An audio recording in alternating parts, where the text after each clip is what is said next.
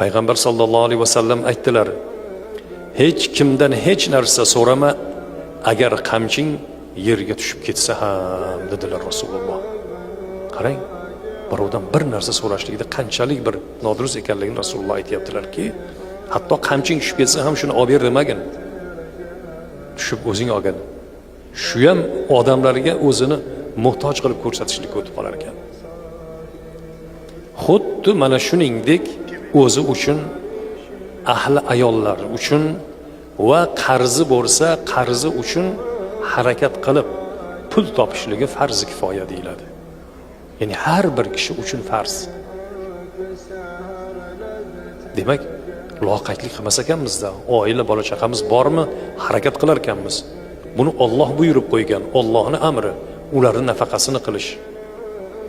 Bor falonchi qarindoshing bersin, otang bersin, onang bersin desak gunohkor bo'lar ekanmiz. Chunki farzni bajarmagan bo'lar ekanmiz.